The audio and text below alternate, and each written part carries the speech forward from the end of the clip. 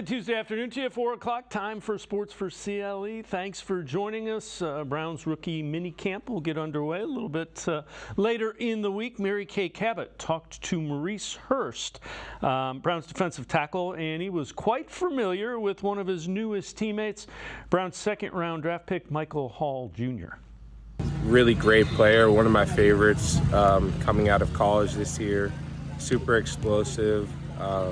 He's got great length and just a very great player. Being a Michigan guy, you can be a little slight to the compliments of Ohio State players, but, I was really a fan of his in college, and I'm a big fan of college football, so, it was great to get to watch him and his development throughout the years. No, for sure. I mean, that's definitely a big part of, why I play football is to, help elevate one another, help elevate your teammates, help elevate every single person that you come in contact with. So super excited to get to work with him, get to work with the guys that we have here currently, and just pick each other's brain, learn some things, and just keep that ball rolling, keep getting better, keep improving this team, and see how far that can take us. Let's welcome in Kay Cabot, Browns beat reporter for Plain Dealer, cleveland.com. Kay, you talked to Maurice Hurst. He embraces the role of being the mentor. I know you wrote an article just on the crowded defensive tackle room. Take us through that article. Well, Mike Hall Jr. joins just a tackle room alone, not even counting the defensive ends right now. He joins a tackle room that includes Dalvin Tomlinson, Siaki Ika, Maurice Hurst, Shelby Harris, newly signed Quentin Jefferson, and of course, here comes Mike Hall Jr. into that very crowded room of big men. So they're going to have to work things out and figure out how this rotation is going to work. It's going to be a fight for playing time in some cases. But as Maurice Hurst pointed out, competition is going to bring out the best in everyone. And he's looking forward to helping mentor Mike Hall Jr. He will impart all of his wisdom. Now, they both play the three technique. So it'll be interesting to see how that shakes out, because the three techniques are Quentin Jefferson, Mo Hurst, Shelby can play both, nose and three technique, and then Mike Hall Jr. So lots of bodies there, lots of talent, and we'll see how it all goes. But these guys will be competing hard for the jobs. Yeah, and Michael Hall Jr., just keep in mind, he's 20 years old, but he's in a really good situation. Jim Schwartz is your defensive coordinator, and you've got a lot of veterans that will be more than happy to help him with that defensive line. He really is joining a very, very veteran room. Most of the guys on that defensive line have 7 years of experience or more. It's such a veteran line.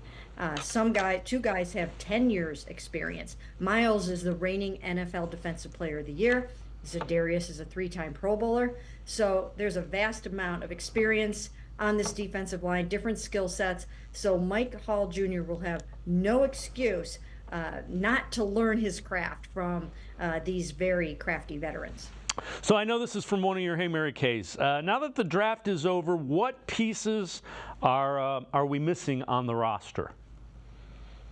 I don't think there are too many pieces missing. In fact, there were not many holes going into the draft. It's just that kind of year. It's a well-stocked roster. Even though they have gone 3 straight years without a first-round draft pick, they've done a phenomenal job of adding talent in many ways, through trades, through free agency, through the draft. So they have pretty much everything they need to get the job done. But there are probably a few places where they will look to maybe add a player or two. One is tight end. I could see them adding one more tight end to the mix. And another one would be perhaps a running back at some point. They didn't feel the need to do it at that point. I think they'll need to keep an eye again on quarterback and see if they need to add somebody there, depending on how Dorian Thompson-Robinson comes along and how DeShaun Watson is doing. But as of right now, they didn't even draft another quarterback because they didn't feel like they were going to have the reps to go around. So I think it's a pretty well-stocked roster. Did the moves that they made in the draft, to me, they all made sense. You follow it even more closely than I do. Did you see what Andrew Berry was thinking with his picks? Oh, absolutely. I mean, you just take the first pick alone and you see where they were going with that. They looked at some of the high-priced defensive tackles in free agency, but once it gets into these high double-digit millions and they're going to be the second highest paid player in their position, the Christian Wilkins and those kind of guys, it just becomes cost prohibitive. So what they did was they went out and they found their own version of a young developmental type of Christian Wilkins, a guy that can come in there and rush the passer from the interior. That is his superpower. That's what they wanted to get from that. And then you look at Zach Zinter. They need a succession plan at guard. They just do. It's not something that people necessarily want to think about or talk about, but they have to start thinking about life after Joel Bitonio in the event that he decides he wants to hang it up at some point. His body's starting to break down a little bit, understandably, here and there, and you just never know how long he's going to want to play. So you have to have a succession plan. Maybe Joel plays for 1 more year, 2 more years, 3 more years. We don't know, but you have to kind of be thinking ahead there. And so that's where Zach came in. And then when you look to Jamari Thrash, he is going to be one of their choice route runners, and that's going to be something featured in the Ken Dorsey offense, where the route runner, that receiver, makes their breaks based on how the defender's leverage is or what the coverage is like.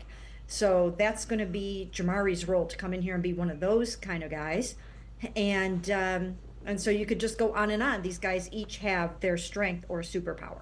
So also from one of your Hey Mary Kays, do you think the Browns try to negotiate a long-term deal with Greg Newsome? You know, I don't know if they'll try to do that right away. Right now, there's no sense of urgency to do that because they have him under contract for 2 full more years. This year, still on his rookie contract. Next year, on his 5th-year option at $13.37 million. So that, by the time you get to 2025, that's not going to be a super exorbitant amount of money for a starting cornerback. It's just not. So they can let this play out a little bit and give it a little breathing room and see how this is going to go. If they do decide, hey, we just want to wrap Greg up, we don't want to worry about this anymore, we have the money to do it now, they can do that at any time. But right now, I think they can air it out a little bit, see how it goes, see the kind of season that he has, and just go from there. So I know you wrote an article, latest on Dorian Thompson-Robinson's hip injury, and then also another Hey Mary Kay. Is he the odd man out, or does he have a legitimate chance at beating out Tyler Huntley? I think he has a legitimate chance because the Browns drafted him and they saw something in Dorian Thompson-Robinson. They feel like he's an excellent developmental prospect. They don't think that he's gotten the opportunities yet that he will in the future and he'll be ready for them in the future. He got thrown into the fire last season and then, of course, ended the season with a hip injury, and he's been rehabbing that ever since. There was a time this offseason where no one was really quite sure when he was going to be able to get back out there and start throwing again and get back at it, but now it seems like he's kind of turned the corner. He told me he was going to have another MRI on Monday and yesterday, and if that went the way he hoped it would and the way doctors hoped it would, then he will be out there throwing at rookie minicamp this weekend. So if we see him out there doing that, we'll know that that went the way that he hoped. But he was able to come through a little bit better than people might have thought. So he will be able to throw the ball, hopefully, again, if that MRI yesterday went okay, in rookie minicamp, OTAs, minicamp, and then take a little break until training camp. We're going to step aside, take a quick time out. On the other side of the break, Mary Kay Cabot, Browns beat reporter for the Plain Dealer, cleveland.com, and I talk a little bit about how difficult the Browns' schedule is next season. Sports4CLE will be right back talking Browns. Stay with us.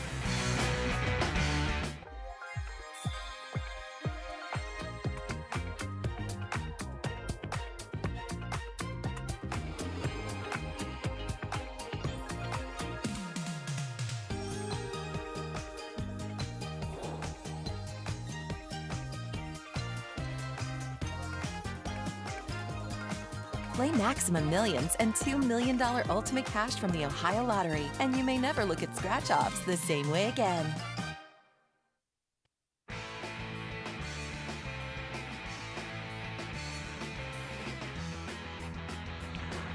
We continue talking Browns with Mary Kay Cabot, Browns beat reporter for the Plain Dealer and cleveland.com. Browns schedule next season, one thing that jumps off the page, it's really difficult. So this is based on 2023 one-loss percentage. Browns have the toughest schedule. Their winning percentage of their opponents is almost 55%. And ironically, it's Browns, Ravens, and Steelers, the toughest division in football, playing the toughest schedule in football. Mary Kay, when you look at the Browns schedule, just your thoughts on how tough the division and the schedule is coming up. To be sitting up there in that catbird seat at number 1, my goodness, that is a daunting task to know that you are playing a schedule like that, especially considering that when you're going by one-loss record, last year I think they might have had, they were like down at number 26th, I think it was. So that is a humongous jump up to number 1. And I think it matters. I've talked to coaches over the years that have said that's one of the first things that they look at during the season, during the off season, is strength of schedule, because it really does make an enormous difference sometimes in how your season goes. And that's not the only metric, of course. Another one is Vegas projected win totals of your opponents. And from that metric, they have the number 3 toughest schedule. That's the one that Warren Sharp of Sharp Football Analysis uses. And so they're number 3 there. So by both ways and methods of doing this, they really, really are going to have a tough schedule. And all you have to do is look at the quarterbacks they're facing to realize and understand what is so hard about this lineup they have in 2024. They're going to have to be on point. They're not going to be able to rest on their laurels from last year by any stretch. So the commissioner floated the idea of an 18-game season and the Super Bowl kind of being moved back to President's Day weekend. I know you wrote an article. Do you think the Browns will be playing an 18-game schedule anytime soon? I do think so. When the commissioner comes out at the draft and makes it known nationally that he would like an 18-game season and that there is support for it amongst the other owners in the NFL. Of course, they're lopping off another preseason game, and he said he's not a fan of preseason games at all. He doesn't think there should be any. So they would be borrowing again from the 3-game pool of preseason games, adding an 18th game, stretching it out, having the Super Bowl played over President's Day weekend, a 3-day weekend. Nobody has to go, or not nobody, but many people don't have to go to work or school on Monday. That makes a lot of sense. And when he puts it out there like that, which he talked to Pat McAfee at the draft in Detroit about this, that means they want to go full guns blazing on this. They do not want to wait until they have to renegotiate the CBA in 2030, because then it wouldn't be happening until 2031. And so I think they're going to go back in and try to redo this thing and get that 18-game schedule sooner than later. Not going to happen maybe in a year, maybe not even 2, but I think that it's going to happen sooner than it was supposed to. The other thing that will do, that will drive the salary cap up immensely, because remember, salary cap is a percentage of earnings for the league. So that's another thing that will drive up how high the salary cap is. Yes, and with the push into global markets and with all of the gambling on all of these games and efforts to have games on different nights of the week, I could almost see football almost every night of the week, the way that they're going to be going. And so, yeah, it's going to be really interesting to see, because you're going to have more and more international games. You're going to have more games at different times of day. If you spread out those games, then you get more television exposure, you get more people eyes on the games, you get more betting on the games, and it just continues to grow the game of football. Once they tap into these global markets, the possibilities are endless. All right, so this from another Hey Mary Kay. Do you think Cedric Tillman and David Bell get enough reps with Jerry Jeudy? I think it's going to be hard, because we know that the top 3 receivers on this football team are Amari Cooper, Elijah Moore, and Jerry Jeudy. And that There's not going to be a million reps after that, and then you put David Njoku on the field, and he's going to get his opportunities and his chances. So they're going to have to find their spots. They're going to have to make sure that they're doing certain things really, really well. I think both of them will have to play in the slot, even though Cedric's a bigger guy. He can still play in the slot as well. I think that, they are going to be playing a lot more 3 wides and sometimes 4 wides. And so I think that, they will have their chances, but they're going to have to earn them. So another, hey, Mary Kay, this one's really interesting. I'm curious as to your thoughts on this. Eagles traded up to select Jeremiah Trotter. That's the son of one of their all-time greats with the franchise. They got ahead of the Browns. Do you think Trotter was Barry's choice in that spot, and that his old mentor, Eagles general manager Howie Roseman, knew it? Just your thoughts on that. No, I don't think so. It looked like that because they leapfrogged the Browns and went right in front of them at 155 to grab linebacker Jeremiah Trotter. I don't think that was the case there. I really don't. And, we asked Andrew that, and he said no. He said unequivocally that was not the case. So we need to start believing him when he starts telling us things. We asked him 25,000 times if he was going to trade Greg Newsome, and he just keeps saying no, no, no. And he keeps getting those questions. So he's pretty much of a straight shooter, so he's not one that's going to come out and try to use subterfuge and all of those kinds of things. He usually tells it like it is for the most part, or he won't answer.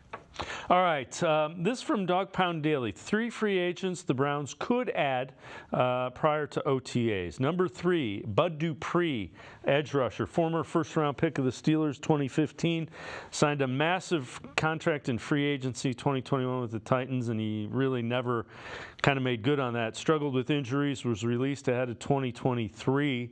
Bounced back with 6.5 sacks for the Falcons. Cameron Fleming, offensive tackle. At worst, he would provide them a quality backup with 117 games played, 62 starts. And then number 1 tight end Logan Allen, 55 catches, 496 yards, 4 touchdowns for the Commanders, 6'6", 250 pounds. Mary Kay, they have 3 guys that are quality starting tackles. I don't see them adding a starting tackle or an offensive tackle. I could be wrong. Just your thoughts on those 3. The only way they would do something like that is if there was some kind of evidence that one of those 3 guys were struggling in coming back from their season-ending knee injuries. I'm talking about Jed Wills, DeJuan Jones, and Jack Conklin. But from everything that we can gather or everything that we've been told so far, they seem to be on pace to be able to either start the season or play sometime shortly thereafter. So I don't really think that they're going to go out and spend big money on a tackle. As far as some of the other guys, I'm always open to another edge rusher. I still think the Browns need more sacks, even though they don't put as much of an emphasis on the sack numbers. I still think that they do wreck drives. So I would never be opposed to another potential double-digit sacker. And then as far as the tight end, they are probably going to sign a tight end of some sort. I don't know who it would be. It might be a younger guy. So we'll have to see how that goes. But I do think that they will end up with another tight end of some sort. Mary Kay Cabot, Browns beat reporter for the Plain Dealer, cleveland.com, and I are going to step aside, take one more time out. On the other side of the break, some draft intel from other executives, what they have been saying about the Browns. Sports4CLE, be right back. Stay with us.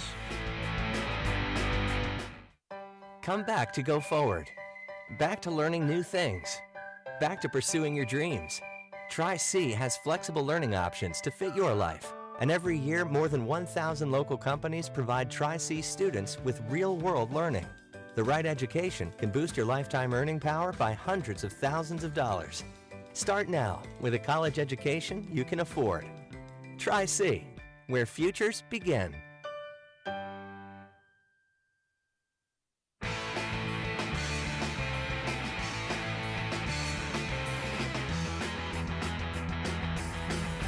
We continue talking Browns with Mary Kay Cabot, Browns beat reporter for Plain Dealer and cleveland.com. Chris Sims, former NFL quarterback, on what he sees with the Browns roster and DeShaun Watson after the NFL draft. This from NBC Sports. Chris Sims unbuttoned.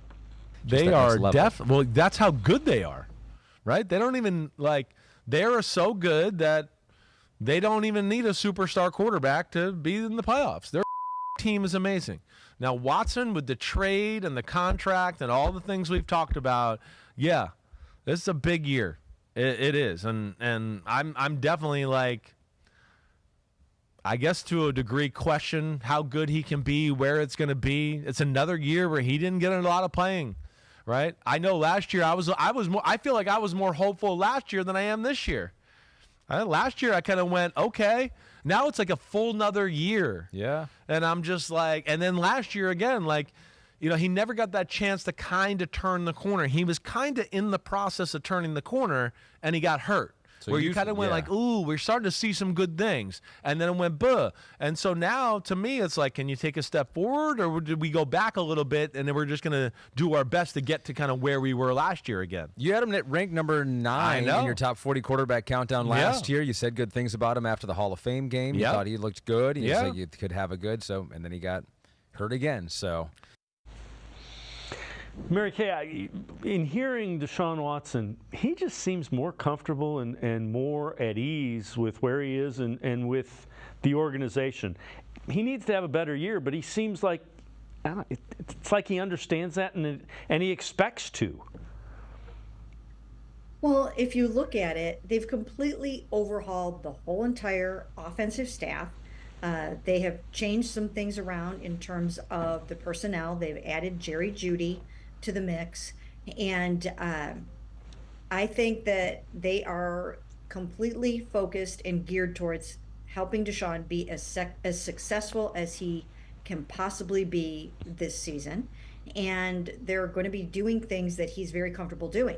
They will be running basically the Bill O'Brien offense that DeShaun ran in Houston. That's what Ken Dorsey is bringing to the table.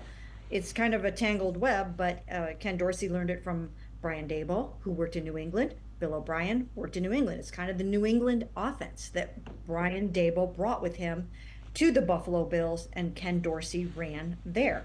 And those are some of the concepts, the drop back concepts and the choice routes and some of the things that are germane to that offense. And so I think DeShaun's going to be very, very comfortable in it, and it should bring out the best in him. So this is from ESPN.com. NFL draft intel on each team from executives and coaches. AFC Scout. With DeJuan Jones starting games in the NFL and being productive, Cleveland must be doing something right. Not sure what they're doing there, but if DeJuan can do it, Mike Hall can too. The talent is there. Just needs a bit of help and guidance to become a pro. I don't disagree, and we talked about it earlier. I think he's going to get a lot of guidance and a lot of help. Yes, I think he will. And I made phone calls on what were people talking about when they alluded to the fact that there were off-the-field issues with Mike Hall Jr. The only thing that I could come up with, and I'm talking about I made calls throughout the league here and there. And basically what I was able to ascertain was it's just an emotional maturity issue with him, where he just needs to grow up a little bit, what 20-year-old doesn't. And, I think that they truly believe that once they get him into the fold, get him paired with some of these great mentors that he's going to have, that he'll understand what it takes to be a pro, the work ethic that you need, how many hours you need to put in, the studying that you need to do. So I think they're really confident that they will nail this one. Yeah, and again, to your point, 20 years old, if it's a rare 20-year-old that's ready to step in and not have those kind of questions about them. Right, and that's one of the things that is sort of built into the process with the Cleveland Browns. They understand that when you take a 20-year-old player, that you are going to have to go through some of those growing pains in those first couple of years. And we saw it with David Njoku when he came here and he was 20 years old. We've watched David Njoku grow up before our eyes, and he's still sometimes a work in progress, but he has matured and he's grown over the years as some of these other guys. Now, some guys show up on the doorstep at the age of 20 and they have a pretty advanced level of maturity for that age. Other guys need a little seasoning. We'll see how it goes. I think that the Browns feel 100% that Mike Hall, that the fact that he had a son in, I think it was 2022, or it might have been 2023, that having a son really helped him grow and mature, and it means a lot to him to be a good father to his little boy, and that's helped him grow up a little bit. So I think they're banking on that as well. So this is kind of interesting. It's relative to Jerry Jeudy's contract and Rashad Bateman's. And take a look at this tweet. So the public reaction to it has been kind of interesting. Rashad Bateman's extension hasn't gotten nearly the questions that Jerry Jeudy's done. Jeudy's contract is only $3.69 million more of cap space over the next 2 years. And Jeudy's stats versus Bateman's the last 2 years, Jerry Jeudy has over 1,000 more yards, 1,078 more yards, 5 more receiving touchdowns, and 534 more yards after catch. So again, I said it when they signed it, and I'll say it again. The Jerry Jeudy contract, by the time this wide receiver market shakes out, is going to look like a bargain if he does what the Browns think he will do on the field. That was the whole point. When they were able to extend him at an average of about $16.25 million a year, that is almost half of what some of the receivers in his draft class are going to be making per year when all is said and done. Those contracts are going to be north of $30 million. So to get him at that bargain price, that was something they felt that they couldn't pass up. Now, he hasn't made the Pro Bowls that some of his comrades in the first round have, and hasn't had some of the production quite yet, but he's capable of it. And they believe that once you pair him with DeShaun Watson, that he will reach his potential. Let me ask you this. Do you think Andrew Berry and the Browns want to extend Amari Cooper, and do you think that has a chance of getting done? That's something that after the owners' meetings, I felt that was a little bit more imminent than maybe it is right now. I think it could get done, but I also don't think it's on the front burner at this moment. Andrew kind of alluded to it, and I wrote a story about it, and it seemed like that was going to be in the offing. But at this point, I don't know if that's something that that's high or front of mind. So we'll have to see if that, how that goes. Maybe they will go ahead and do it. Maybe they want to see how some of these other guys pan out in the early part of the season first. So this is a tweet from Jeremy Fowler. Tyler Boyd, former Bengals wide receiver, signing with the Titans per source. 1-year deal worth up to, so not, that's incentive driven, $4.5 million. It's a reunion with Brian Callahan, who was in Cincinnati as an offense coordinator, is now the head coach for the Titans. That surprises me. That was a little bit lower than I thought he'd get a little bit bigger of a contract. Are you surprised by that number as well? I am surprised by that number. He's such a good receiver, and he's always had really nice games against the Cleveland Browns. He's so very productive and solid. And I am a little bit surprised by that. So, that's something maybe the Browns should have even thought about doing potentially, but they feel really good about their receiving core. They're very excited about it. Once they got Jerry Jeudy, they really didn't look to add another veteran. They did want to add another draft pick if the fit was right, but I don't think they wanted to go out and spend money on another veteran. All right, before I let you go, we heard way back when extensions for Kevin Stefanski, Andrew Berry were in the work. Owners meetings, Jimmy Haslam and Dee Haslam talked about it.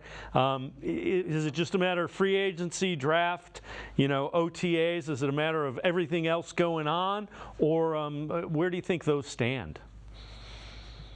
Well, it probably happened while I was on this show talking to you. So no, it can happen at any time. It can happen at any time, and it's just a matter of dotting the I's and crossing the T's, and they probably want to do them both together and announce them at the same time, and it will happen sometime soon. Mary Kay Cabot, Browns beat reporter for Plain Dealer, cleveland.com. As always, thanks so much for the time and the insight. Appreciate it very much, Mary Kay. Sure, thanks for having me. Mary Kay Cabot, make sure you check her out, cleveland.com, as well as the pages of the Plain Dealer. Always outstanding Browns coverage, best in town. We're going to step aside, take a quick time out. Fred Greetham from the Orange and Brown Report straight ahead. We continue talking Browns on Sports4CLE. Stay with us.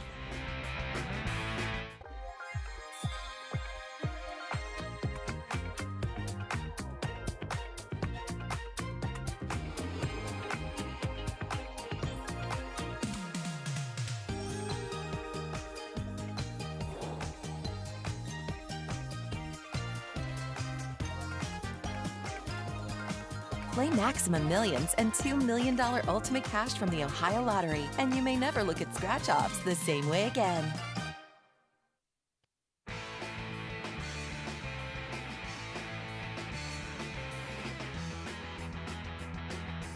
We continue talking Browns on Sports4CLE. Let's welcome in Fred Greetham, senior analyst for the Orange and Brown Report. Fred, let's take a look at this. I know you wrote an article, post-draft reset, moves the Browns have made on offense, or let's start on defense, and moves that they still need to make on defense. Yeah, I was adding it up. I think all totaled they brought in or re-signed 16 players on defense that were not under contract at the start of the new year. A lot of the key ones were re-signing guys like Zadarius Smith and Shelby Harris and Maurice Hurst, and bringing back Rodney McLeod. Went out and got Jordan Hicks and Devin Bush, a couple of linebackers, and then drafted Michael Hall. So, you know, when you look at the roster now, it's hard to really see that they really have any holes other than maybe you don't know who that linebacker is. When you lost Walker and Taki, those are really the only two starters on defense that left. Jordan Elliott was listed as the starter on the depth chart, but to be honest, I think he was behind Shelby Harris and Maurice Hurst. And they have both them back along with Dalvin Tomlinson. So really the two starters were Walker and Taki. They went and got Hicks. Hicks takes over the role of Walker. I think he's an upgrade, a little more production. And so really it's just leaving the Taki role.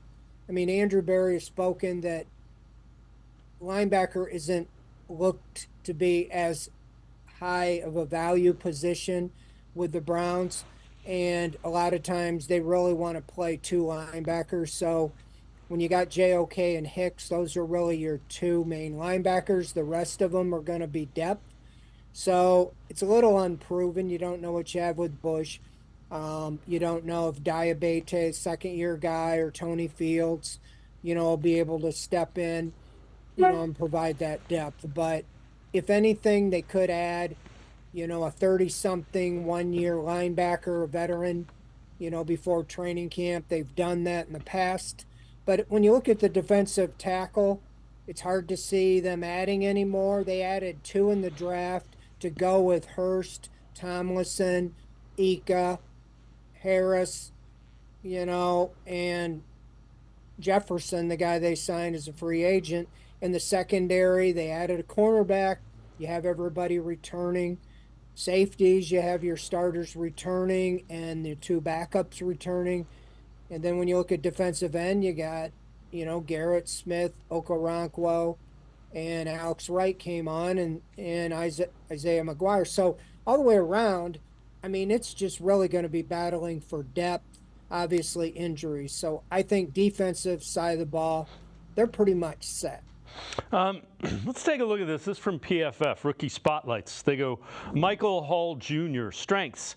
Can shoot gaps and get across the face of linemen with consistency. Looks like a basketball player with his Euro step setups. Decent ability to corner. Weaknesses, leg drive, lack of power, displacement, strength, even against single blocks. Does not hold up well against combination blocks. Bottom line, measurements make him a tough player to slot into specific scheme due to how quickly he can win with finesse on the interior's best spot in the league, likely to be defensive tackle, defensive end in a versatile 4-3 front. I know you wrote an article that he's kind of a shapeshifter. Take us through that article and what you said you saw in Michael Hall. Well, actually, when it was kind of hard to project, but I was one, at least on our staff, that I projected Michael Hall to be the guy that I would think would make a likely pick if he was there at 54, and they took him. I just think that the premium on a pass rusher from the inside was too great to pass up. In looking at some film of him after, and pointed out to me that, that, yeah, he have some weaknesses against double team, but I don't think he's going to be asked to double team, to face that with the Browns. You got Dalvin Tomlinson, who really, absorbs the blockers. And then with Zadarius Smith, Myles Garrett, and the guys on the outside, I really think they feel they can scheme Hall and put him in pass rush positions from the inside across, almost like a nose tackle, across from the center or from an inside guard, and being able to take advantage in the pass rush. I don't think they're going to put him in situations where they're going to ultimately be relying on him, to face double teams. As was pointed out, that's been one area that he's struggled with. But he is only 20 years old, and they're really not going to put weight on him. They like his speed and his quickness. That's his strength. And I really think that a Jim Schwartz, we saw last year a young player like J.O.K.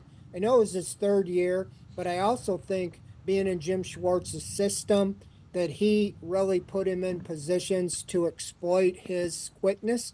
And I think you're going to see the same thing with Michael Hall, that he is going to put him in positions to exploit that quickness in the pass rush against a center or against a guard, one-on-one, with those other pass rushers out there. So I like the pick. I really think that it's one that you don't have to rely on him to immediately step in. You have 3 30-something defensive tackles that are good, not to mention, Maurice Hurst, and you got Ika from last year. You don't know what you have there. So you really can pick and choose the spots you want to use him. But I really think you're going to see him rush the passer from the nose position.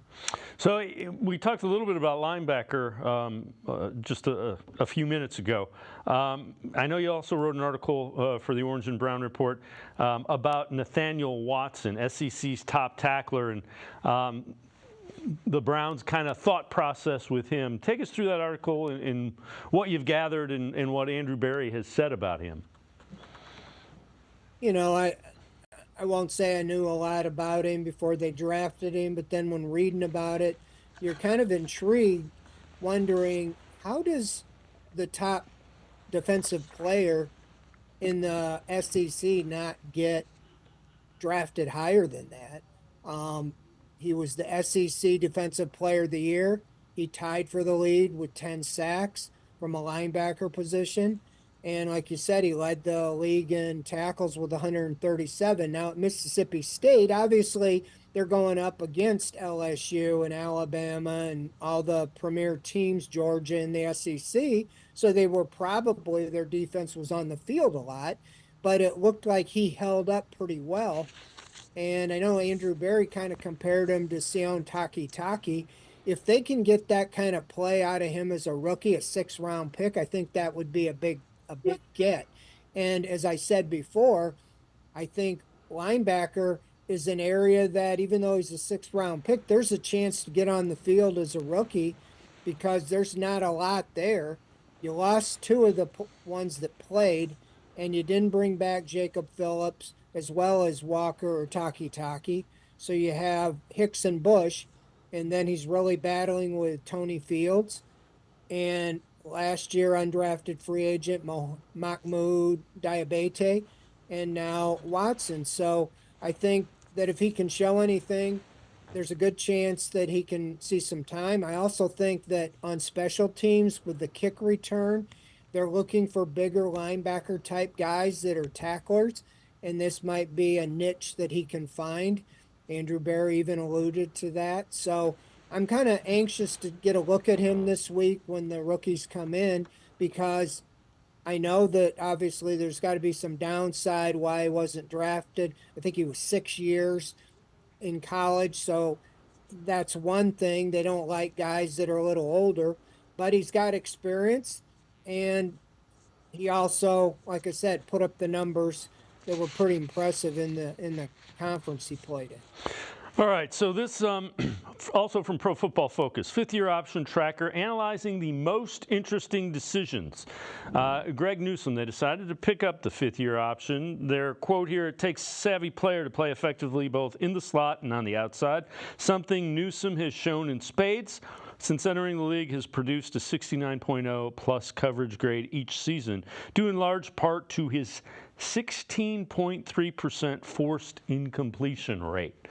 Fred, I know you weren't. I wasn't surprised they picked up his fifth-year option. I wasn't surprised they don't trade him.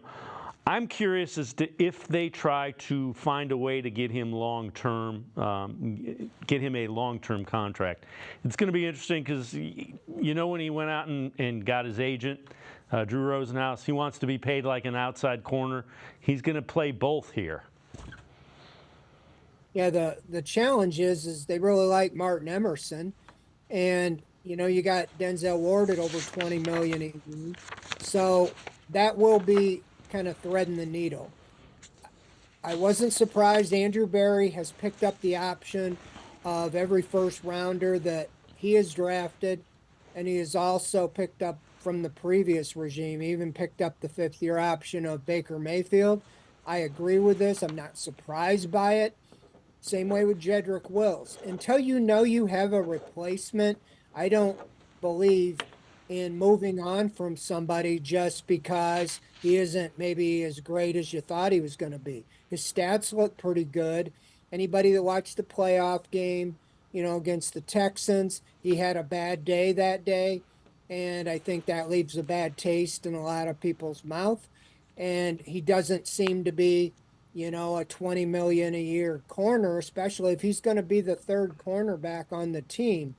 But they like to play three corners. You have to have depth. You know that Denzel Ward goes down with injuries from time to time, and you want to have at least three frontline guys because you play a lot of man-to-man. So I just think this buys them another year to try to figure it out. You also get to look at Cameron Mitchell, and you also get to look at the kid you drafted this year, Miles Harden. He's a slot corner. And if you have something with those two guys, maybe you don't sign Newsome after, this year or to the extension. But again, I think you want to make sure you have capable players in place before you move on from them. We've seen that in the past, when they get rid of somebody, but they don't really have a better option or a replacement. And sometimes you just don't do subtraction. It doesn't turn into addition by subtraction. So you want to. So I think this gives him a good look again this year as well as next year. So he's in his fourth year and, second year in the scheme. And this gives him a chance to really go out there and play well and maybe get that big extension that he was wanting. If not, they might be able to trade him and pick up another asset or something if the money doesn't come to fruition for him. Fred Greetham, senior analyst from the Orange and Brown Report. Now I'm going to step aside, take a quick time out. On the side of the break, we'll turn our attention to the offensive side of the ball. Sports4CLE, be right back. Stay with us. The Ohio Lottery Partners in Education program is dedicated to recognizing exceptional students, teachers, and schools throughout Ohio. Scan the QR code on screen to nominate students and teachers as Academic All-Stars and Teachers of the Month. They must be currently enrolled or teach in grades K through 12. Is your K through 12 school developing students' literacy skills to achieve success in reading? If so, you can nominate your school for the School of the Year. Students can win $100, teachers can win $500, and schools can win $2,500. Scan the QR code, fill out the forms, and nominate deserving students, teachers, and schools today. The Ohio Lottery Partners in Education program takes pride in honoring exceptional students, teachers, and schools across Ohio. Submit your nomination today. It's fun, fast, and free.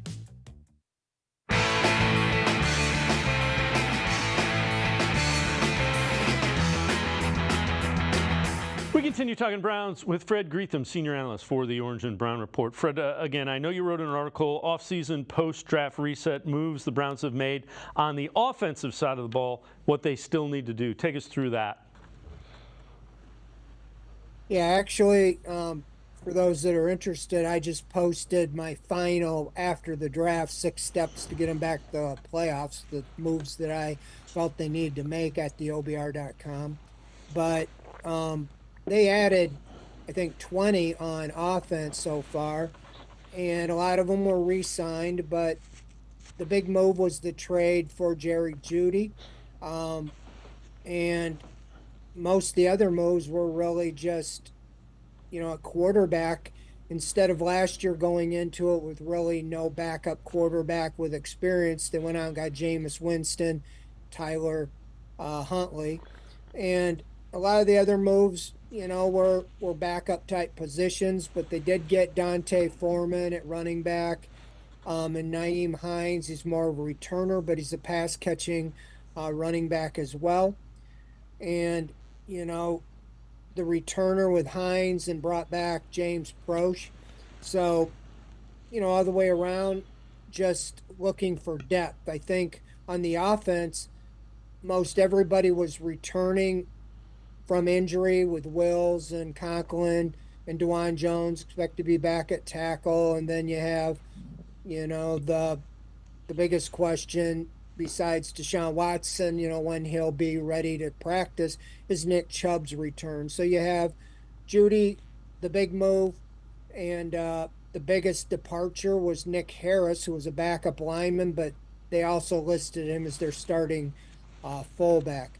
I think you'll see him play 3 wide receivers, and so they probably won't line up a fullback like they did last year. It'll be more like 3 wide receivers, so that's where Jeudy will go into the mix. But they added up an undrafted running back, Aiden Robbins from BYU. He has a chance to, maybe make the practice squad. They put some money into Marion Brown. He's from South Carolina. I think they paid him $150,000 to be a preferred undrafted free agent. You drafted Jamari Thrash like the 5th year in a row. Andrew Berry has drafted a wide receiver. Hasn't had much success with him, but as I wrote about him, you just kind of keep taking a swing and hope you hit. I do know that they really like Cedric Tillman. I thought maybe they'd add another veteran wide receiver, and they could get another, like a Marquise Goodwin or a veteran for 1 year. But I think right now they're counting on Tillman being the 4th receiver and maybe even pushing, for playing time above that. So all the way around, I think it's just depth, and I think they're pretty set again across the board. You saw the other day they signed Brian Allen, a veteran center. So now you have Ethan Posick and Brian Allen, and then you have Luke Whippler from last year, and you signed an undrafted center, I think Jalen Sundell. So, and Mike Dunn plays guard and center. So they really are filling out the 90-man roster, and I just don't see a lot of holes other than tight end. If you're going to add any veteran, I would think if there are any tight ends you like, that would be the biggest hole to me, a backup tight end. You got Jordan Akins. Didn't see a lot from him last year, but the 3rd one, they signed an undrafted tight end from Wyoming, Trayton Welch. Good size, pass catcher. I think he has a real good chance to be the 3rd tight end. Or I know they like Zaire Mitchell-Peden. He's been around for 2 or 3 years. So unless they add somebody else, one of those guys will probably be the 3rd tight end. So all the way around, you're just talking about depth all the way, at the roster and the depth chart as we speak right now. So the other thing I know you've written about, Andrew Berry kind of being happy with what they got done in the 2024 NFL draft. And he said that going in, and he said it coming out. It's not only about now, it's about now and the future. Take us through that article. Yeah, I mean, that was a post summarize. I mean, most time a general manager who makes the picks is going to say he's happy with them. you really don't know for a couple, 3 years. But this particular draft, without a first-round pick for the last year of the Watson era, of those, the finalization of that trade, you were really drafting with an eye on the future. I like the Zach Zinter pick. Wyatt Teller, Joe Bitonio are great guards, but Bitonio didn't practice most of last year during the week. He would play on Sunday, but he was kind of banged around, kind of in that Joe Thomas era or stage of his career where Joe Thomas just played every Sunday but didn't practice a whole lot during the week. Bitonio's in his 11th year, so he's even went a year further than Thomas did. And Wyatt Teller carries a big contract, and he's near 30. And so I think you have to get a little young. The only backup you had was Michael Dunn. And so by bringing in Zach Zinter, I think you have a plug-and-play guy. Might not play this year, but we know the way injuries go.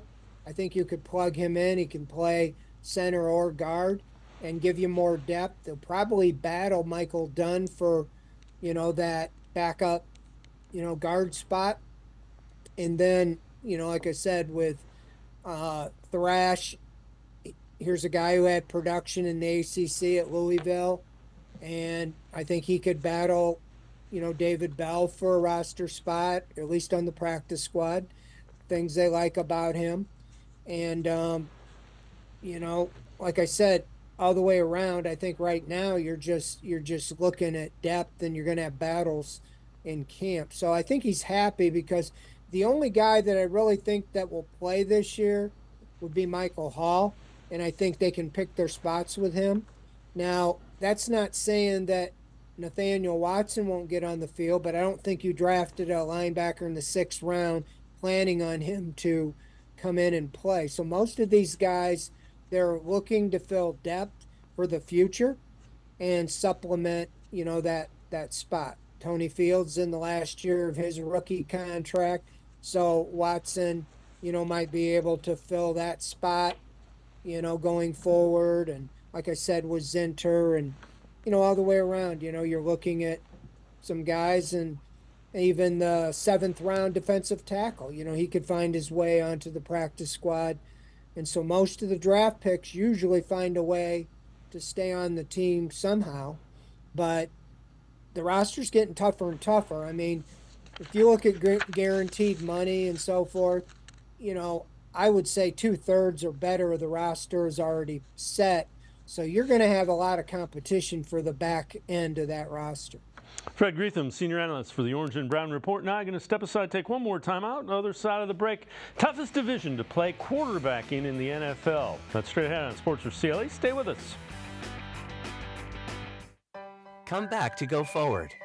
Back to learning new things. Back to pursuing your dreams. Tri-C has flexible learning options to fit your life. And every year, more than 1,000 local companies provide Tri-C students with real-world learning. The right education can boost your lifetime earning power by hundreds of thousands of dollars. Start now with a college education you can afford. Tri-C, where futures begin.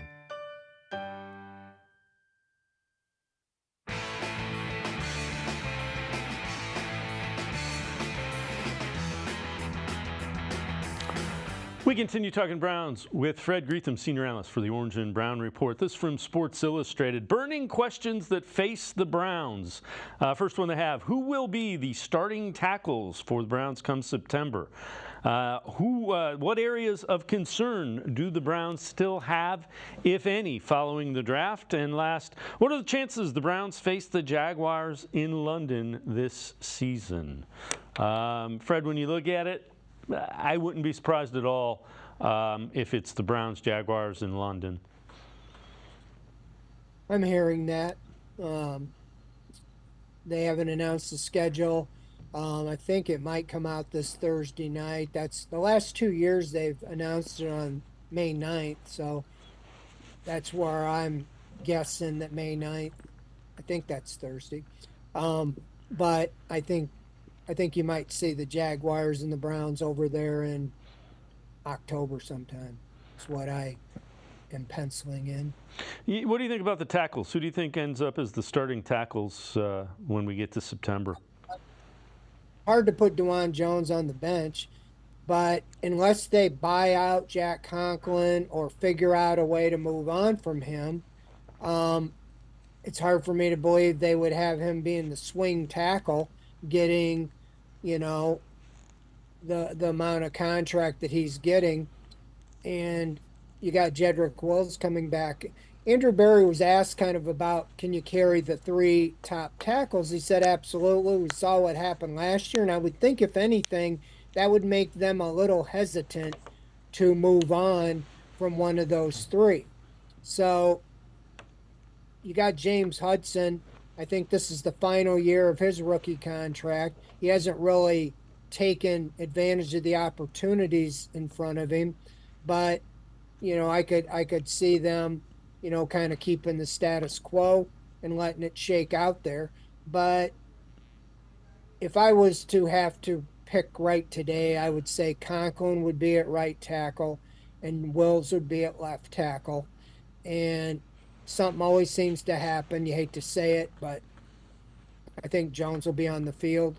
But I just think if you start Jones, you kind of painted yourself in. Then unless you've traded Conklin or moved on from him, I don't know how you would just put him on the bench. So, again, a lot depends on the guys. They're all coming off knee surgery. So you have to see how they all respond. But, yeah, I think it's a good problem to have. We saw how bad it was when you were picking up guys off the street last year that you never even heard of that were starting at left tackle for you. So I just think that they realize it's probably not worth the risk to get rid of one of them, unless you can get somebody that can help you in a trade. But, right now I expect them to keep all 3, and I would say Conklin would open the season there. So this is from Warren Sharp. He tweets this out. Toughest divisions to play quarterback in since 2020 based on pass defense success rate allowed. Biggest shock, the AFC North is the toughest division. NFC South second, AFC East third, NFC East, and AFC West the top 5. Fred, you can measure it any way you want, and the AFC North is going to come back as the toughest division in football. Yeah, you don't have to really be that smart to figure that out. I mean, the Ravens are always good defensively. The Steelers are carried by their defense. I mean, last year you thought they had an offense that put up about 10 points a game, and yet they still were 9-8 and went to the playoffs. And the Bengals have been very formidable defensively the last several years as well. And we know the Browns statistically were the number 1. So all the way around, it's a juggernaut, and it's really comes down to health, in the division. And that's what makes it so tough of a gauntlet. The Browns have 6 of, well, it's for everybody, but in the division, you got 6 of your games, a third of your schedule, over a third of your schedule is in that AFC North. And so, it's tough all the way around for Lamar Jackson and Joe Burrow and DeShaun Watson and Russell Wilson or Justin Fields, whoever it is. So, yeah, I agree with that. I just think not only for defense, it's all the way around. There's some pretty good offenses as well. All right, before I let you go, schedule coming out either later this week or next week at the latest. How many nationally televised games do you think the Browns get this year? They play some very good teams. They're playing some good quarterbacks. I think they have like the 3rd toughest schedule, at least at this point of the year, based on last year's records. I think they'll get a London game. I don't know if you call that a national. It's usually at 9:30 in the morning, so it's the only one going on a Sunday. They'll have a Thursday night game. I expect they'll have 3 or 4 because of the opponents they're playing. I don't have it in front of me, but I always think they like the Bengals Browns, or they like the Steelers Browns, or the Ravens Browns. So I think one of those games will probably be prime time. And the Browns were in the playoffs. They were 11-6. They have a good roster. They have a good defense. I just think that, you know, they will get more attention maybe than they want. I think they want to be under the radar a little bit. Yeah, I would agree with you. I think they'll get 4, maybe even 5. Fred Greetham, as always, great stuff. Appreciate the time and the insight. Thanks very much, Fred. All right, Dave, thanks for having me on. Fred Greetham, make sure you check him out, senior analyst for the Orange and Brown Report. Always really good and insightful Browns coverage. It's going to do it for this edition of Sports for CLE. We will not have any shows the rest of the week. We're headed off to do the Mid-American Conference softball tournament from Firestone Stadium in Akron. We will have updates as warranted with breaking news, but we will see you Monday on Sports for CLE at 4 o'clock. Have a great day, a great weekend. We'll see you Monday at 4 on Sports for CLE.